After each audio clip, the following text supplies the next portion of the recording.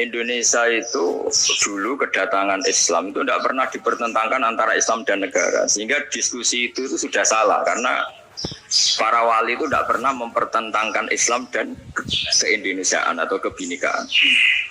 Satu, bahwa para wali itu misinya dakwah, di mana-mana dakwah itu pasti ketemu yang berbeda, mulai beda agama, beda pilihan mazhab, beda tradisi, beda kultur. Jadi itu tidak perlu dipertentangkan, tapi malah itu jadi lahan dakwah. Sehingga kita ini kalau diminta diskusi hubungan negara dan agama, malah bingung. Memangnya kenapa? Itu seperti dulu zaman P4, saya punya kawan di Jogja, teman saya nulis tafsir Profesor Zaini, itu pernah zaman Pak Harto disuruh sosialisasi P4 di Papua. Apa hubungan Pancasila dan UUD 45? Itu orang Papua jawab, hubungannya baik-baik saja, Pak. Jadi, yang unik itu ketika disuruh baca Pancasila. 1, Pancasila. 2, ketuhanan yang Maha Esa. Nah, akhirnya 6 kan? Kenapa Pancasila jadi 6? Yang unik itu ketika ditanya. Ini saya melihat langsung di TV 7 itu, Indonesia Kun. Ada anak-anak kecil ditanya, bendera ini milik siapa? Bendera merah putih itu. Jawabannya apa? Milik sekolahan, Pak. Aja. Karena memang milik sekolah. Itu yang tanya itu kaget. Milik sekolahan, Pak. Nah, tentang tema ini mohon dibaca ini langsung start ya, langsung serius karena tadi sudah kayak jurkam tadi ini yang langsung khas ilmuwan. Ini sebagai penghormatan saya pada Yunisma, ini khas keilmuan. Imam Zuhri adalah gurunya Imam Malik. Ya, saya ulang lagi ya, Imam Zuhri adalah gurunya Imam Malik. Halaman 29. Ini langsung start saya baca halaman 29. Nah, ini terutama yang para punggawa-punggawa ini. Saya baca ya. Ini teks tidak ada yang saya rubah, memang persis seperti ini. Bismillahirrahmanirrahim. Yaqulu Zuhri, ini gurunya Imam Malik. Fama futiha fil Islami fathun qablahu kana a'zama minhu. Innama kana al-qitalu haitsul taqon nasu. Falam makanatil hudnatu wa wadu'atil harbu wa amana nasu ba'duhum ba'du wal taqaw fatafawadu fil hadits wal munaza'ah. Falam yaklim ahadun bil Islami ya'tilu syai'an illa dakhula fihi. Walaqad dakhlataini kasanaten mislu man kana fil Islam qabla dzalika wa aktsar. Terus ini ngomongnya harus santai, nggak boleh provokatif. Begini, kita tahu dalam perdamaian Hudaybiyah itu poin-poinnya itu semuanya merugikan Islam. Di antaranya adalah jika yang Islam masuk kafir harus dibiarkan karena berarti masuk ke habitat asli. Karena Nabi sebelum jadi Nabi komunitas pokok itu kafir, sehingga kalau Islam masuk kafir kembali ke habitat. Saya kalau Islam masuk kafir, kafir masuk Islam itu harus dikembalikan karena dianggap bid'ah. Maka kalau kamu dituduh bid'ah itu tenang saja dulu. Nabi itu ya dituduh ji'ta bidinin muhdas. Kamu datang dengan agama yang baru. Cuma agak diteruskan wa kullu muhdasatin bid'ah wa kullu bid'atin dalalah.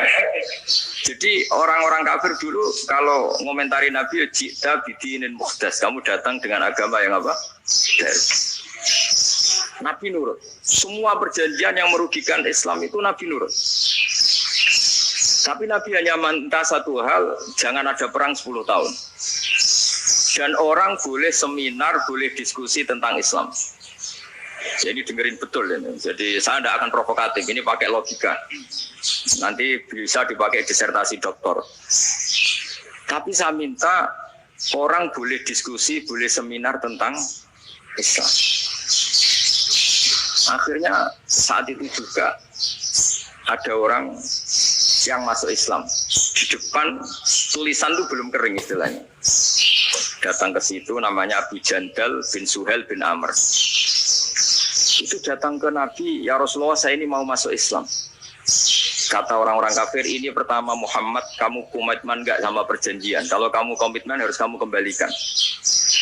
Nabi bilang, ya Abu Jandal kamu kembali ke mereka, ke habitat mereka, yaitu menjadi kafir. Di komunitas kafir maksudnya. Akhirnya nangis. Sayyidina Umar itu dekati Abu Jandal, kemudian memberi isyarat supaya ngambil pedangnya. Jadi syaratnya wong ini baca ora wis. Maksudnya orang-orang kafir. Tapi Abu Jandal nggak mau. Singkat cerita akhirnya kembali ke komunitas kafir. Tapi yang dikatakan Imam Zuhri cara analisis, ini nggak bisa pakai provokatif, harus pakai analisis. Innama kanal kita lu haitsul takon nasu. Yang namanya perang itu menjadikan orang tidak berpikir jernih. Ini poin yang diambil oleh Rasulullah. Kalau dibahasakan Nabi curi kesempatan, maksud Nabi dikatakan mencuri, meskipun itu hanya bahasa ya. Enggak mungkin lah kita bahasakan seperti itu. Saya ulang lagi ya. Kenapa ada perang berkesinambungan? Sampai tahun ke-8 Hijriah. Mulai tahun kedua ada perang Badar sampai tahun 8 Hijriah itu perang terus. Nabi sama orang kafir perang terus. Akibatnya apa Pak Profesor? Namanya perang itu ya nggak kok bermikir. Pokoknya agar ketemu Islam perang, Islam ketemu kafir perang nggak kok bermikir. Padahal Islam itu bisa diterima oleh akal sehat, harus lewat diskusi, lewat pengamatan, lewat pemikiran, lewat pengendapan berpikir. Makanya Nabi tahu ini masalah besar. Kalau orang perang terus, itu gak kober mikir Islam, gak sempat diskusi tentang Islam. Makanya Nabi hanya minta satu poin. Oke, perjanjian ini satu rutin semua, tapi saya minta orang kafir semuanya boleh mendiskusikan Islam, boleh seminar tentang Islam. Mereka bilang iya, karena pikiran mereka kan diskusi paling biye. Ternyata betul, ada diskusi. Terus temanya gini, kira-kira bener di Muhammad Abu Jahal. Terus Tuhan Muhammad sama Tuhan Abu Jahal itu keren mana? Diskusi. Tuhan Muhammad itu khaliqus samawati wal ardi, yang menciptakan langit bumi. Sebagaimana kampanyenya Muhammad. Ya mereka masih jangkar bilang Muhammad. Kalau Tuhan kita, ya berhala itu yang kita bikin, yang kadang rusak, yang kadang kudanan, terus lumutan, pokoknya itu diskusi. Kita kok bener pengirannya Muhammad. Terus Muhammad Abu Jahal. Mulai disik Muhammad itu atau bodoh nih. Mulai dulu Muhammad itu gak pernah bohong. Abu Jahal, waduh, wis bodoh nih ngongkonan. Wis ribet kan? Dan semua diskusi itu mengarah ke kebenaran Islam. Akhirnya ngomong kafir sing tokoh-tokoh yo cara Jawa yo. Wah, semane jebule masalah ini kan. Artinya gini, kalau kita ingin Indonesia damai, sebenarnya yang untung itu Islam. Karena Tuhan yang menciptakan langit dan bumi tentu gak akan diperbandingkan atau akan dikalahkan oleh Tuhan yang lahirnya saja sudah di bumi. Misalnya kita menjual Tuhan Allah, siapa itu yang menciptakan langit bumi, yang ada sebelum langit bumi? Bandingkan dengan Tuhan yang lahirnya di bumi. Ada tanggal lahirnya, ada aktenya, kan sudah ribet kan? Begitu juga kalau memperbandingkan tokoh. Muhammad itu siapa? Tokoh yang bisa menyatukan pan-Arabik, tokoh yang begini-begini, yang sayang istri, sayang keluarga. Dibandingkan dengan tokoh Abu Jahal, Abu Lahab yang corong jauh penggaweannya yang rugiin orang lain. Akhirnya orang itu mulai tertarik sama Islam. Makanya kata Az-Zuhri pakai bahasa dulu, falam yaklim ahadun bil Islam. Tapi kalau sekarang yang populer itu bahasa yatakallam. Sebenarnya yang benar itu bahasa kalimah yaklimu kalaman, karena masdarnya itu kalam, berarti sulasi nopo mujarrad. Tapi di fiilnya itu mujarradnya enggak kelaku. Jadi di fiilnya takallama yatakallamu. Tapi untuk masdarnya yang kelaku kalaman. Jadi ini agak unik, agak gak lazim. Sebenarnya kan takallama ya takallamu takalluman, tapi di masdarnya kalam populer, tapi di fiilnya tidak populer. Saya teruskan ya. Ini penting sekali.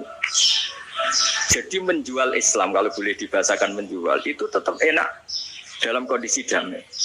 Karena kalau kita perang, itu bawaannya kalau ketemu ya perang. Kalau ketemu perang, sehingga orang itu rakober diskusi dulu. Saat benernya Islam sampai kafir itu bener di. Karena tidak kober diskusi, tidak sempat diskusi, orang yang milih yang kafir. Karena yang mayoritas yang kuat. Sementara Islam zaman itu lemah.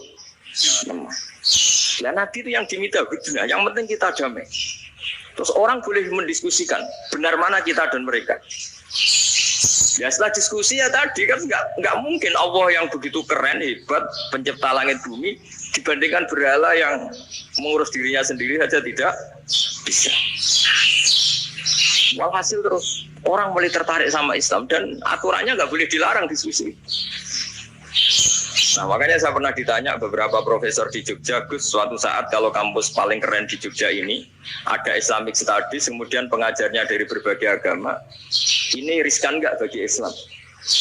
Saya jawab, asal yang didiskusikan Islam itu nggak masalah, sing repot itu nak umat Islam.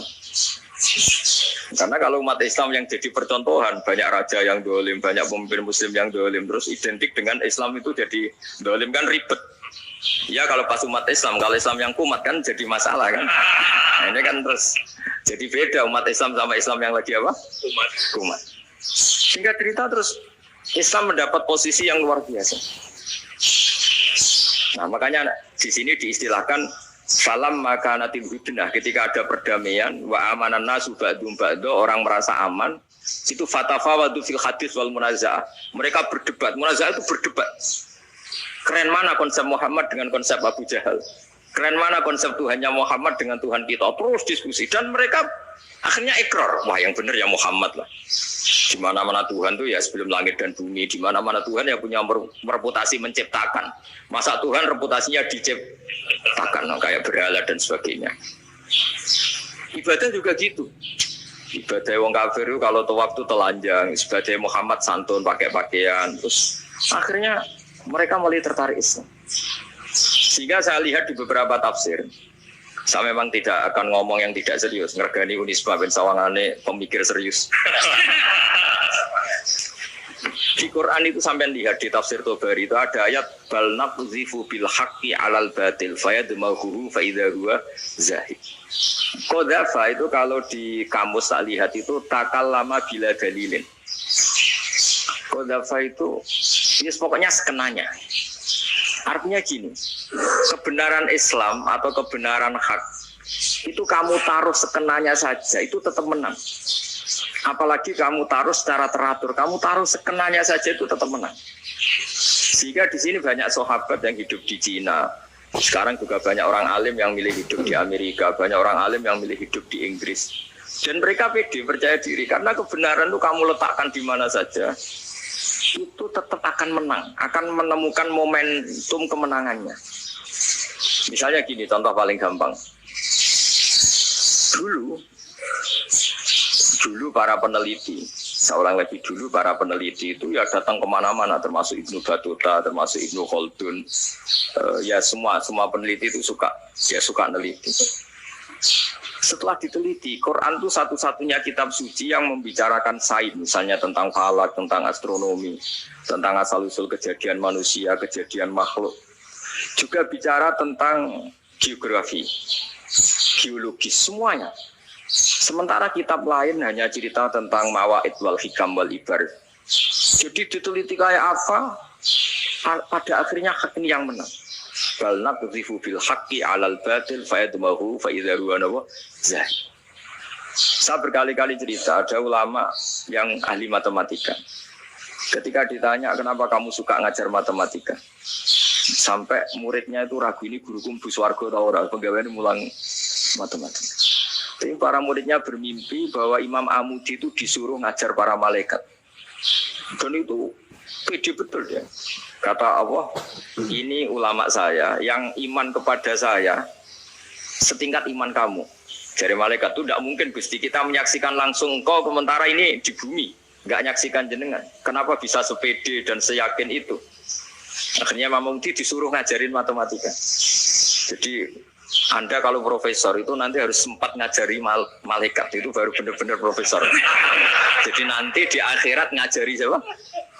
Malaikat. Jadi ada seminar yang melibatkan banyak malaikat, narasumbernya itu seorang profesor.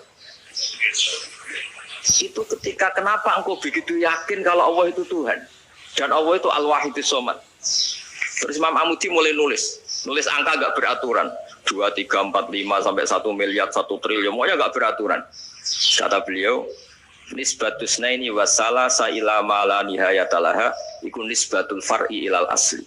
Angka sebanyak apapun, 2 dibanding 1 ya far'ul wahid, 3 dibanding 1 ya far'ul wahid. Semua angka yang nggak terhingga pun dibanding 1 semuanya far'ul wahid.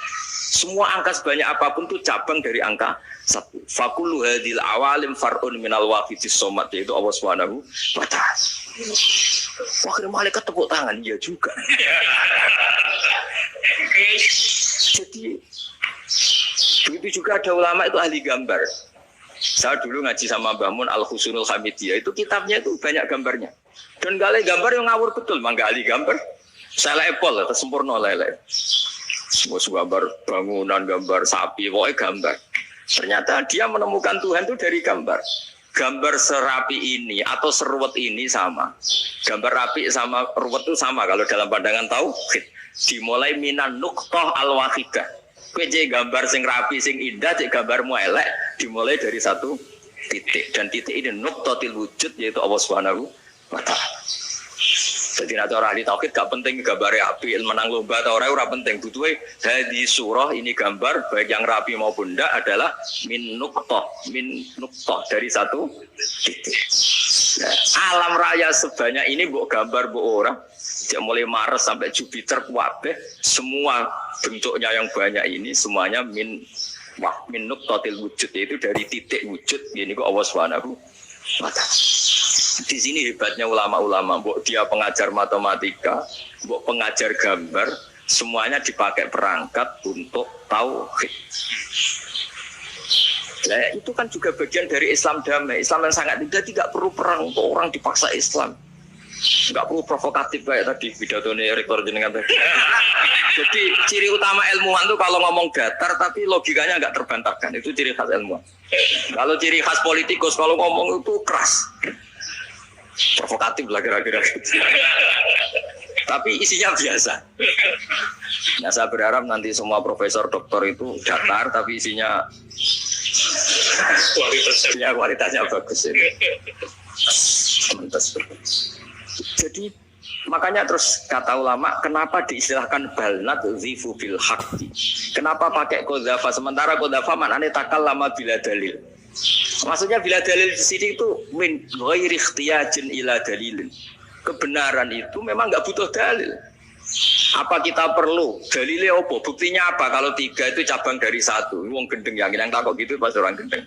Wong 3 cabang dari 1 kok ditanyakan buktinya apa? Itu min awalil bidah. Pertama orang pasti tahu kalau 3 itu far'ul wahid. 1 juta juga far'ul wahid. 1 miliar juga far'ul. Gambar yang sebanyak apapun ya dimulai dari satu titik. Cek gambar benar maupun yang tidak. Akhirnya apa?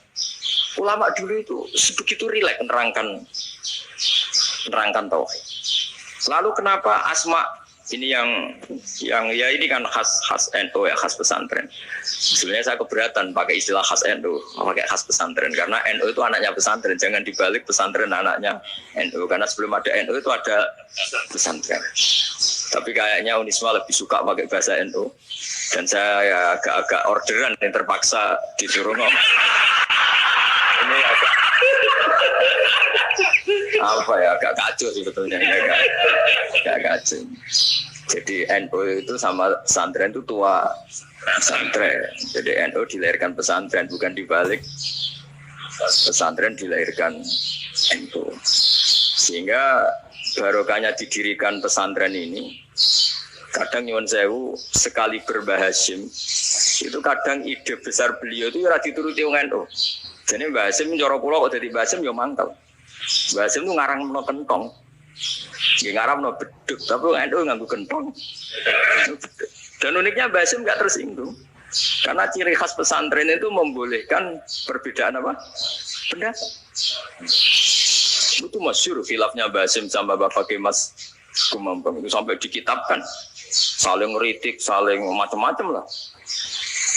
Jadi cara berpikir Mbah Hasim ketika Nabi rembukan, ini gimana ya cara menentukan waktu sholat ya? Ya pakai kentong ya Rasulullah, ya kali Nasoro itu untuk orang Nasrani. Ya pakai buk itu trompet, ya kali Yahudi itu untuk orang Yahudi. Terus ada yang selagi pakai api ya Rasulullah, ya kali Majusi itu orang Majusi. Setelah itu ada orang datang lari-lari cerita mimpi azan tadi. Ya itu terus dipakai sarana pemanggilan sholat ya azan itu. Sehingga Mbah Hasim menolak kentong karena mantas sababi kaumin bahwa ini beliau keras sekali sampai bilang haram. Beliau judulnya ya haram al jasus antakrimin nakus.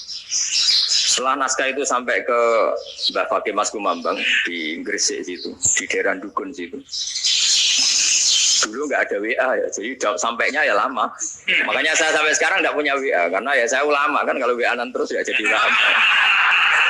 Nggak jadi ulama, main WA-an terus ini. Saya itu termasuk rektor nggak kau bermikir, mesti kebanyakan WA. Karena kan otaknya didikte oleh sesuatu yang masuk. Sesuatu yang dilihat itu kan pasti mendikte kita. Beda kalau yang enggak WA-an kan mikir apa kita yang menentukan. Kalau WA-an kan kita ditentukan. Mau mikir anaknya butuh apa gara-gara WA informasi Jakarta mikir Jakarta. Ada cara kewajiban ngapain kamu orang Malang mikir Jakarta. Gara-gara WA mikir Jakarta belum selesai ada berita di Sulawesi, mikir Sulawesi. Habis itu mikir NTT. Makanya semua orang sekarang merasa tokoh nasional gara-gara informasi yang masuk itu nasional. Jadi masih RT yang mikir gimana Gus Indonesia. Ada RT sampai lupa kalau dia itu RT. Jadi semua orang sekarang merasa tokoh nasional. Itu gara-gara apa coba? Akhirnya semua orang juga punya ide tentang nasional. Harusnya negara begini-gini. Sebelum wong sing duwe ikon itu RT. Ribet kan? Saya teruskan. Setelah naskah itu sampai ke Kiai Fakih Mas Kumambang. Beliau itu marah besar. Ini harus dilawan. Dan saya bukan karena benci Mbak Hasim. Beliau teman saya ketika ngaji Kiai Mahfud di Mekah. Jadi Mbak Fakih dan Kiai Hasim itu teman ketika ngaji di Mekah. Cara ngelawan tuh lucu. Lucu. Gak ilmiah tapi gak ilmiah wong alim tetap ilmiah. Di mana-mana serupa itu tidak sama. Ya kalau mungkin zaman Nabi di Medina itu, zaman itu kentong itu identik dengan milik Nasrani. Di Indonesia beda. Pos kampling ya kentong, kebakaran ya kentong, wae sarapan orang di LP ya pakai kentong. Jadi tidak ada jaminan kalau kentongan itu identik dengan Nasrani. Lalu haramnya di mana? Yang di mana-mana tasabbu itu identik. Ini tidak identik. Mulai masalah kan? Mulai masalah. Jadi beliau kayak judul Hazruus. Hazruus itu kepala bergeleng-geleng. Sekarangan kok ngene. Jadi sekarangan kok provokatif gitu. Nah, dan itu Mbah Hasim ya hormat Mbah Fakih hormat Mbah Hasim. Saya sendiri secara pribadi itu lebih suka pendapat Mbah Hasim sebetulnya. Karena bagi saya sholat itu sakral, ya sudahlah kalau sakral ya dipanggil dengan sesuatu yang sakral yaitu kalimat thayyibah azan. Tapi saya tidak akan bilang kalau kentongan itu haram. Karena kalau haram alasannya mirip orang Nasrani. Sementara pos kampling ya pakai kentong, ada banjir ya kentong, ada kebakaran ya kentong. Jadi tidak identik untuk misa atau untuk sholat ala Nasrani. Tapi itu dulu ya rileks saja. Dua beliau itu ya saling menghormati, padahal saling kritik. Dan dulu ulama yang beda mazhab itu ya saling menghormati. Imam Syafi'i itu kalau sholat di kawasan Masjid Abi Hanifah ya tidak kunut. Ketika ditanya kenapa kamu tidak kunut, sementara engkau berpendapat kunut itu sunat. Ikroman di hadal mazhab, saya sangat menghormati mazhab. Imam Ahmad bin Hanbal itu berpendapat kalau orang pakai bekam, pakai iftisot atau hijamah itu batal sholatnya. Sementara Imam Syafi'i mengatakan tidak batal apa sholatnya atau wudunya tidak batal. Tapi Imam Ahmad itu ditanya, apa kamu makmum Syafi'i? Bagaimana mungkin saya tidak makmum sama wali kutub seperti Imam Syafi'i? Padahal menurut keyakinan Imam Ahmad ini sholatnya batal. Ini habis iftijam udah wudu. Tapi tetap saja beliau karena perbedaan pendapat di furu itu lazim. Ya orang boleh berdebat. Ketika Unisma datangkan saya, itu saking senengnya kiai, saking sombongnya sampai ngatur kiai, kan nggak pernah bisa diperdebatkan. Itu kan orang boleh debat kan? Itu saking angkuhnya, apa saking senengnya kan nggak jelas kan? Kan dan orang boleh setuju pendapat saya, yaitu ngatur kiai itu haram. Setuju juga Pak Rektor, ekspresi mahabbah itu ya macam-macam. Dulu sahabat ya gitu, sahabat itu ada yang nggak kenal wajahnya Nabi sama sekali sampai akhir hayatnya. Ketika ditanya, lo kamu tuh sahabat lo nggak tahu wajahnya Nabi?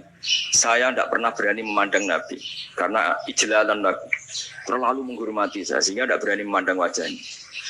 Ada sahabat yang penggawaannya dulu wajah Nabi sampai bisa nyifati. Alfi faminunil hajib sampai bisa nyifati detail karena Delok wajah Nabi itu ibadah. Ada seorang wali ditanya, kalau kamu di surga ingin nggak melihat Allah? Enggak kan? Tapi semua orang ingin melihat Allah. Unazzihu dzalikal jamal an-nadhari misli. Ben ka ele-ele Allah tak delok terima aku. Wong ra jelas. Berarti kamu kok delok pengiran? Banyak. Jadi justru tapi karena saking takzimnya. Tidaklah mosok aku kok. Makanya saya berkali-kali cerita. Menurut kesepakatan ulama, soft awal itu paling baik. Tapi banyak juga wali yang kalau sholat itu di belakang. Kok paling bener yang gue ngarep. Bayangkan misalnya kamu semangat di soft awal di masjid Haram, jebule sholatnya salah. Dari malaikat gaya nih gue ngarep, jebule raro. Ini di sini wong, jebule bodoh gitu. Gaya nih gue ngarep, jebule.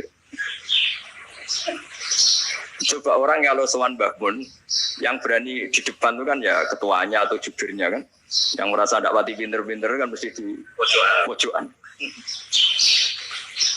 Artinya sudut pandang seperti itu ya sah saja, apa? Sah saja. Makanya banyak sahabat yang jarang sowan Nabi, alasannya takut ganggu Nabi. Banyak yang sering sowan Nabi, alasannya seneng Nabi. Yang sowan ya seneng Nabi, yang nggak sowan alasannya seneng. Nabi itu tokoh, punya keluarga, punya anak. Kalau saya sering sowan berarti sering ganggu. Yang sering sowan dia alasan ini khazanah kita harus istifadah. Jadi zaman dulu dia biasa dua sahabat, yang satu milih mahabbah itu milih sering sowan, yang satu juga mahabbah milih tidak sering. Karena pertanyaannya bisa dibalik kan, sering sowan apa sering ganggu coba. Nabi Abedar, assalamualaikum. Nabi nimang cucunya, assalamualaikum. Ayo bener yang sowan apa bener yang enggak kalau seperti itu. Akhirnya terus diatur sedemikian rupa oleh Quran. Walau annahum sabaru hatta takhruja ilaihim lakana khairal lahum. Jadi sahabat kalau mau sowan Nabi ya nunggu di Sufa. Kalau Nabi keluar berarti milik publik. Sekali masuk ke dalam tidak ada berapa yang berani sowan. La tadkhulu buyutan Nabi illa ayyudana lakum. Kalau soal sampai masuk dalam harus nunggu dipanggil. Karena sekali Nabi masuk dalam itu milik privat keluarga, milik istrinya, milik cucunya, milik keluarganya. Jadi Nabi sekali keluar ke ruang itu berarti milik publik. Itu terus jalan tengah. Karena kalau langsung masuk, bayangkan saya itu sering menyaksikan Mbah Mun habis ngaji 2,5 jam ngaji Jalalain, baru masuk assalamualaikum. Padahal yai mungkin mau ke kamar mandi, mau ini itu. Jadi dulu itu Quran sangat modern. Sebelum ada dokter ngatur tamu, rektor ngatur tamu itu Islam sudah modern. Dia kan nggak fair kan? Misalnya saya ke Unisma harus janjian pakai ini, terus kalau misalnya kesini selonang-selonang kan lucu kan, mentang-mentang kiai terus juga sowan-sowanan selonang-selonang. Padahal kalau kita mau ke mereka pakai protokol, sering nggak fair dunia ini. Tapi karena aku kiai oleh gelo ya sudah. Akhirnya saya memutuskan nggak gampang kemana-mana karena itu. Saya sering didatangi ajudannya menteri, Gus mau ada tamu dari Jakarta tanggal ini. Mesti saya bilang, mereka milih tanggal yang mereka kosong. Kok nggak mikir apa situ kosong? Tajab enggak lah, sebelum diatur bahasanya dan tawaduknya itu. Akhirnya dibalik, datang lagi, Gus jam dengan kosong apa kita menyesuaikan. Nah itu lagi di akhlak kata saya. Itu baru punya akhlak kata saya. Bukan masalah gengsi ya. Saya sendiri itu dolan ke alumni itu jarang, karena ya takut. Kiai kan yang nganggur jam 09.00 nganggur, jam 10.00 nganggur. Bisa saja alumni itu kerja di pabrik, bisa saja yang latihan ekonomi di pasar. Jika kalau saya datang jam 9, iki kiai sing nilai santri ini, ngopo kiai sing ganggu santri. Nah karena orang ini mau melakukan rutin, gak kok berpikir, pokoknya itu jenis silaturahim. Mau nyerah kok berpikir, padahal kalau jangan-jangan ini kiai yang nilai santri ini, ngopo kiai yang ganggu santri ini karena datang di jam kerja. Nah, bayangkan kalau kebenaran dulu itu dikawal oleh satu peradaban perang. Jadi Nabi sesuai jangan nangen Nabi. Perang Badar menang Nabi, perang Uhud menang wong kafir, perang ini gonta-ganti. Apapun itu yang penting satu kesimpulannya. Cara Rasulullah kesimpulannya satu. Orang nggak kober mikir kebenaran secara mengendapkan pikiran dengan pikiran jernih. Maka hebatnya Nabi ketika perjanjian harus pokoknya saya minta nggak ada perang. Dan orang boleh mendiskusikan Islam. Itu luar biasa idenya Nabi. Karena bawaan perang itu orang nggak kok bermikir. Ibarat seorang misalnya senang satu perempuan, ketemu rivalnya langsung perang kan gak mikir. Tapi kalau kau bermikir, jangan nangen cawe itu rasa seneng aku. Untungnya apa untuk uang ayu rasa seneng, malah mau loro hati. Terus sudahlah, buruan dialihkan kemana kan itu. Itu nak mau amen WA tukaran lewat SMS atau tarung langsung, kau bermikir. Tapi kalau kau bermikir, akhirnya berpikir nih. Perempuan tadi sebenarnya yang disenangi siapa? Oke, ternyata senang Pak Erick. Sudah kita ngalah. Karena ada nikmatnya kan menikahi perempuan yang sama sekali tidak mencintai kita. Tapi kalau nak kau berpikir pokoknya diprovokasi, wah gue kalah A, gue kalah B. Pikirannya kan, ojo sampai kalah. Bareng wis menang ternyata ada mas. Salah. Nah bayangkan Islam itu seperti itu dulu, dipertarungkan. Dong Islam itu dinu aklin. Agama yang diterima dengan akal sehat, tapi sekarang ukurannya perang. Yang menang berarti benar, yang menang benar. Kan terus jadi repot. Itu Nabi tidak ingin, makanya Nabi ingin sudah nggak ada perang. Nah makanya kata Imam Zuhri, fathul Islam terbaik adalah orang boleh diskusi tentang Islam dan tidak ada perang. Lagi-lagi penting, tidak perang itu penting, silmun itu penting, perdamaian itu. Setelah tidak ada perang, akhirnya fatafa wal fil hadis wal munazah. Orang boleh diskusi apa saja, termasuk boleh adu polemik.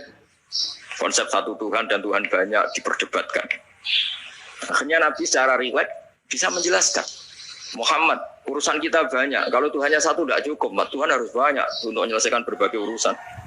Ada Tuhan bagi rektorat, bagi macam-macam kan. Ada Tuhan untuk ngurusi utang, ngurusi BPKB, macam-macam. Terus kata Rasulullah, enak saja Nabi jawabnya. Ya kalau kamu punya majikan banyak, perintahnya beda-beda. Kamu mangkel enggak, bingung enggak? Ya susah, Mat. Kalau majikannya banyak, perintahnya beda-beda, kita jadi repot. Senang mana? Senang majikan satu. Ya sudah, Tuhanmu itu majikan kamu. Kalau Tuhannya banyak, perintahnya macam-macam. Kamu yang repot. Akhirnya ya sudah, Mat, Tuhannya satu aja. Nah, itu ya barokahnya diskusi tadi. Barokahnya enggak perang. Darabawu masalah rojulan fi syuraka umutasyakisun wa rojulan salamal li rojul hal yastawiyani masalah. Terus alhamdulillah. Jadi orang yang paling kafir pun saat itu taslim. Nah ini kembali ke kalimat la ilaha illallah. Saya tidak perlu provokatif, pasti teori saya itu benar. Bukan saya bilang benar itu karena sombong, enggak. Ini sesuai teks. Misalnya begini, benar enggak kelompok takfiri yang suka ngafirkan orang lain? Itu pasti tidak benar. Logikanya gampang. Orang yang kafir 70 tahun saja dengan melafadzkan la ilaha illallah menjadi muslim. Masa dengan kalimat yang sama yang muslim menjadi kafir? Itu logikanya kan enggak ketemu. Orang kafir 70 tahun untuk menjadi muslim disuruh baca apa? La ilaha illallah. Tapi gara-gara baca la ilaha illallah nyekel patok jadi kafir.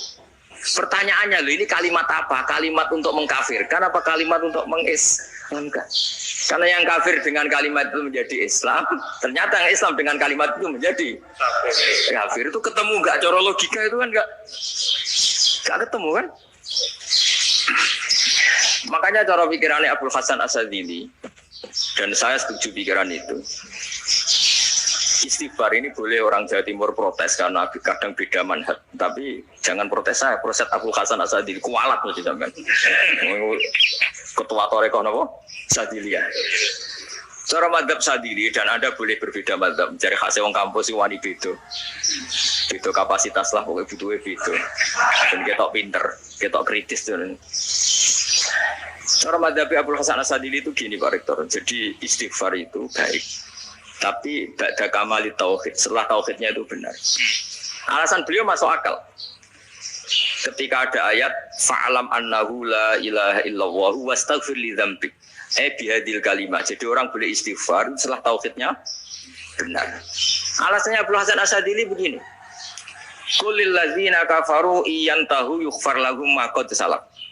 Katakan kepada mereka yang kafir, sekali mereka tidak kafir, maka otomatis dosanya masa lalu diampuni. Pertanyaannya, yang bisa menghentikan kekafiran itu kalimat apa? La ilaha illallah.